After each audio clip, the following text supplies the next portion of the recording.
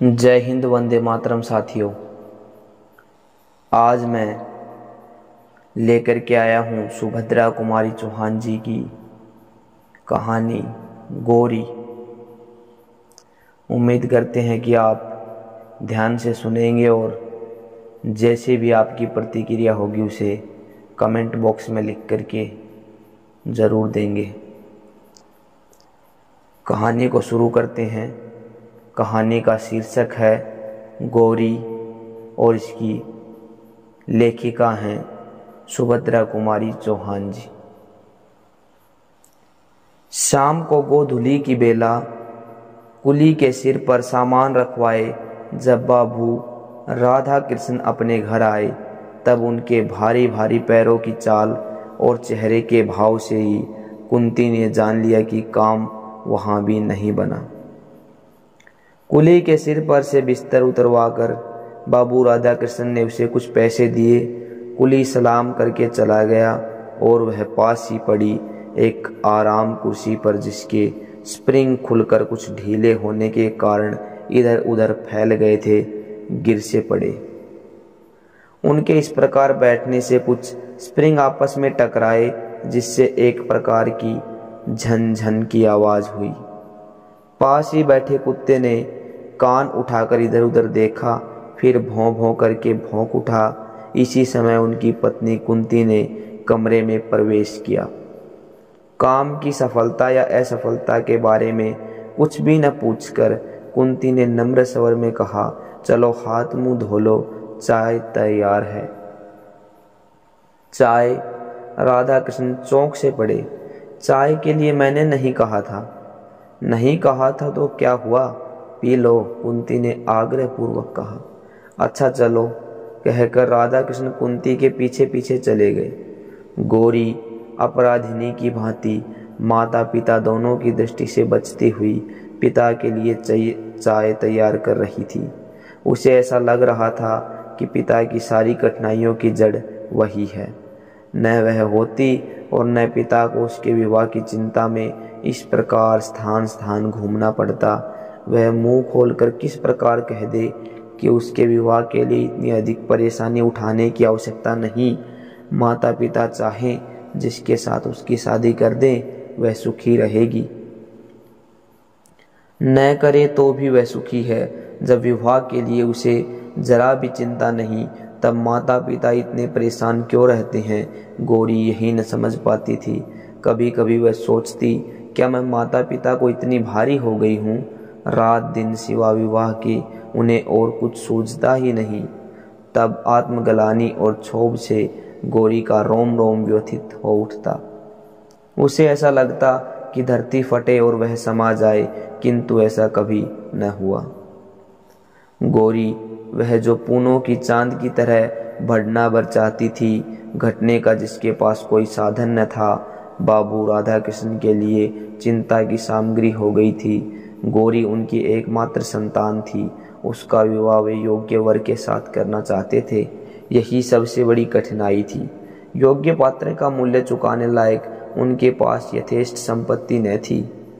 यही कारण था कि गौरी का यह 19वां साल चल रहा था, फिर भी वे कन्या के हाथ पीले न कर सके थे।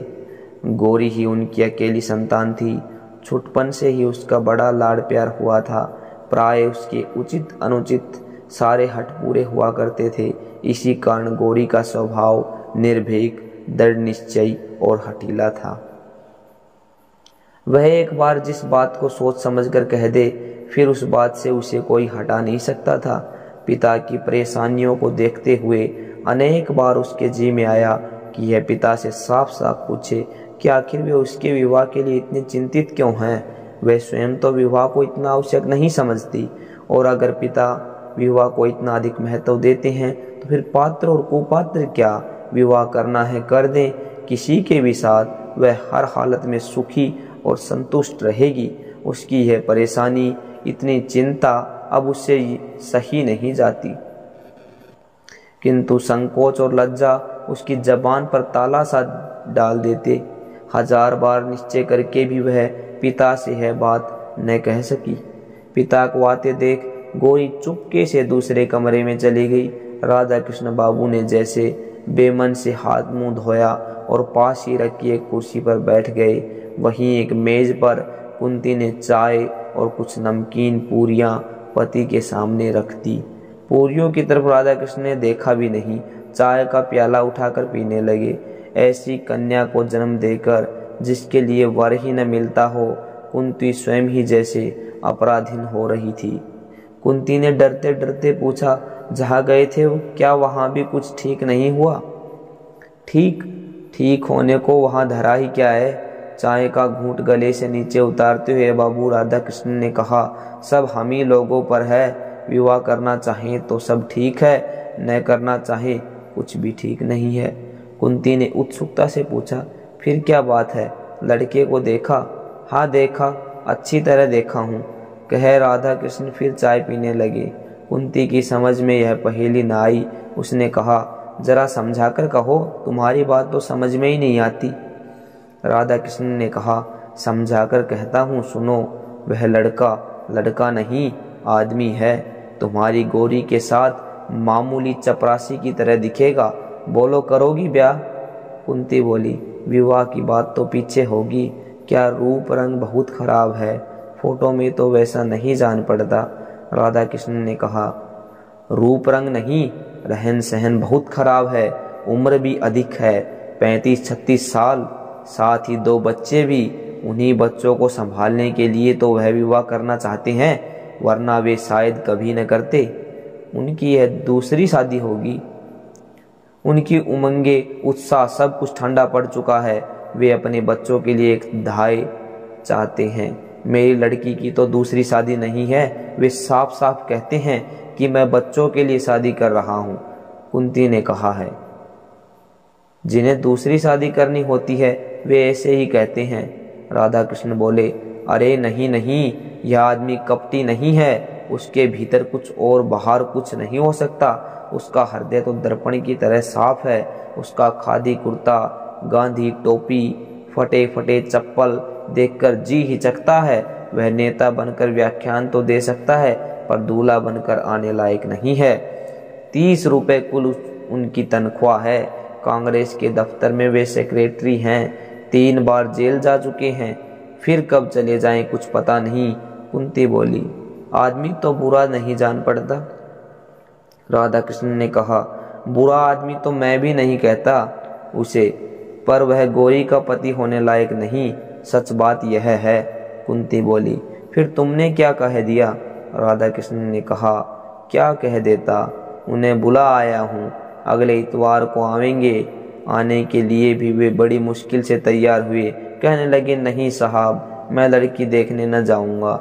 इस तरह लड़की को देखकर मुझसे किसी लड़की का अपमान नहीं किया जाता। जब मैंने समझाकर कहा कि आप लड़की देखेंगे, लड़की और उसकी माँ आपको देखेंगी, तब जाकर कहीं बड़ी मुश्किल से राजी हुए। गोरी दरवाजे की आड़ में खड़ी सब बातें सुन रही थी। जिस व्यक्ति के प्रति उनके पिता इतने असंतुष्ट और उदासीन थे, उसके प्रति गोरी के हृदय में अनजाने ही कुछ श्रद्धा के भाव जागृत हो गए।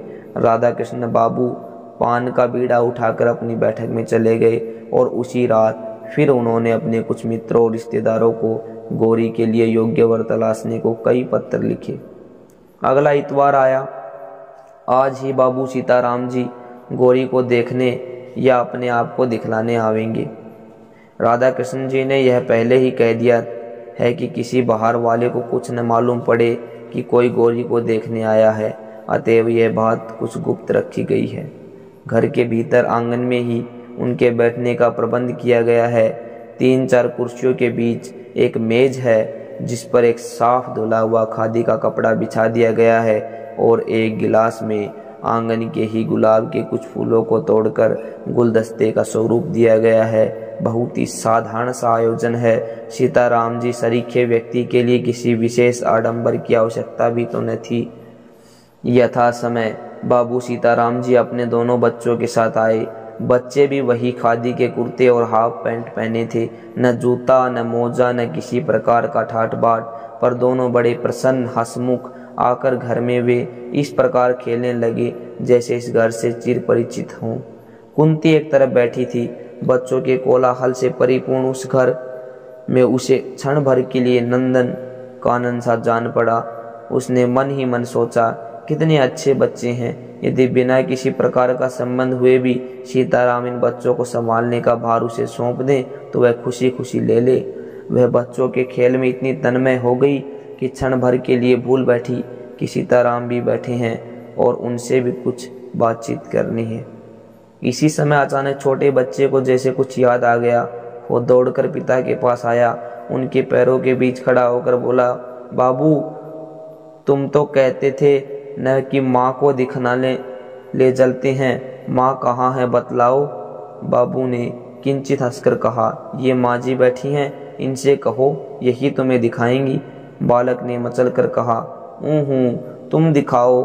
और इसी समय एक बड़ी सी सफ़ेद बिल्ली आंगन से होती हुई भीतर को भाग गई। बच्चे बिल्ली के पीछे सब कुछ भूलकर दौड़ते हुए अंदर पहुंच गए। गौरी पिछले दरवाजे पर चुपचाप खड़ी थी। वह न जाने किस ख्याल में थी। छोटे बच्चे ने उसका आंचल पकड़कर खींचते हुए पूछा, तुम हमारी माँ हो? गौरी ने देखा, अष्टपुष्ट सुंदर सा बालक, कितना भोला, कितना निश्चल। उसने बालक को गोद में उठाकर कहा, हाँ। बच्चे ने फिर उसी स्वर में पूछा, हमारे घर चलोगी न? बाबू तो तुम्हें लेने आए हैं और हम भी आए हैं। अब तो गौरी उसकी बातों का उत्तर न दे सकी। पूछा, मिठाई खाओगे?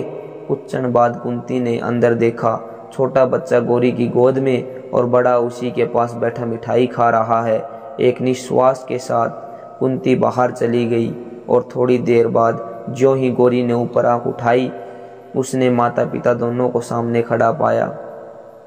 पिता ने स्नेह से पुत्री से कहा, बेटा जरा चलो, चलती हो न?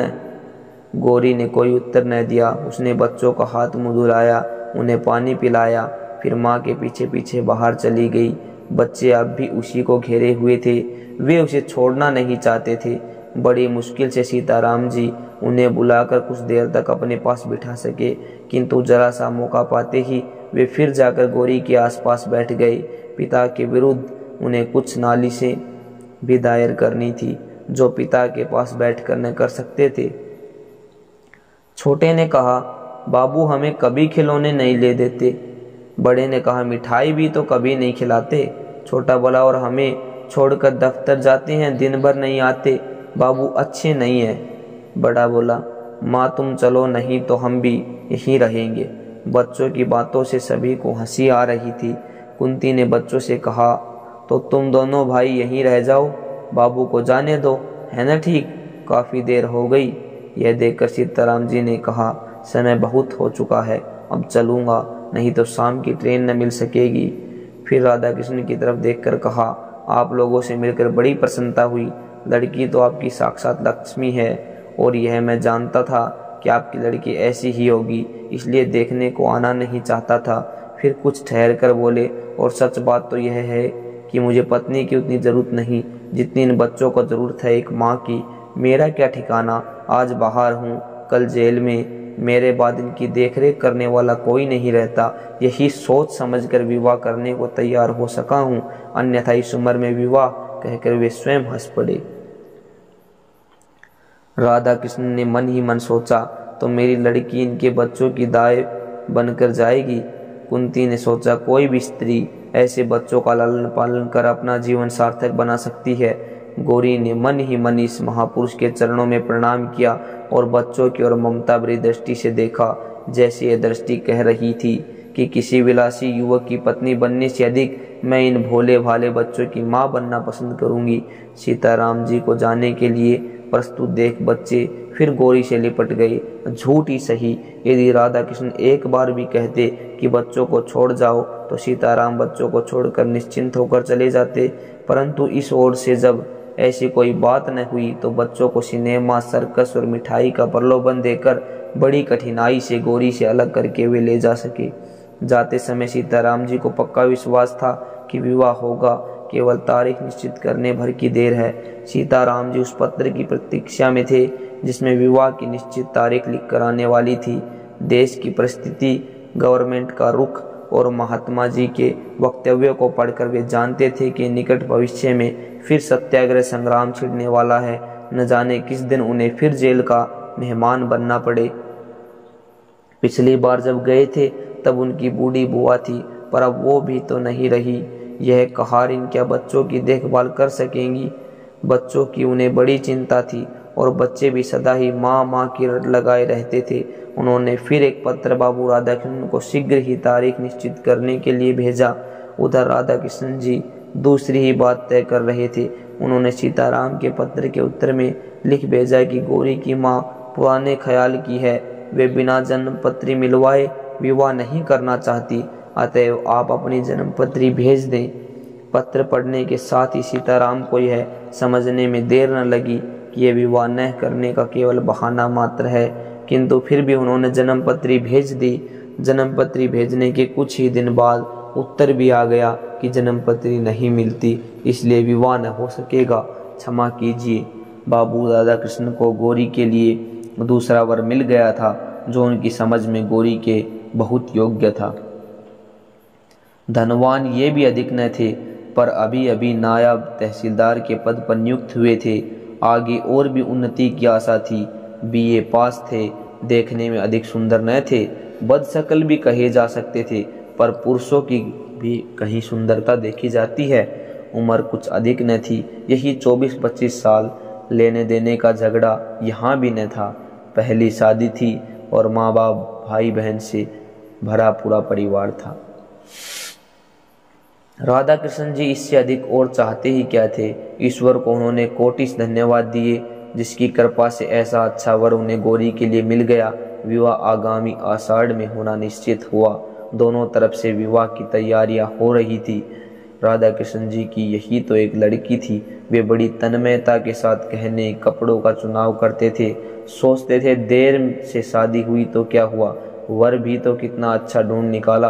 कुंती भी बहुत खुश थी। उसकी आंखों में यह दृश्य झूलने लगता था कि उसका दामाद छोटा साहब हो गया है। बेटी दामाद छोटे छोटे बच्चों के साथ उससे मिलने आए हैं, किंतु बच्चों की बात सोचते ही उसे सीताराम जी के दोनों बच्चे तुरंत याद आ जाते और याद आ जाती उनकी बात।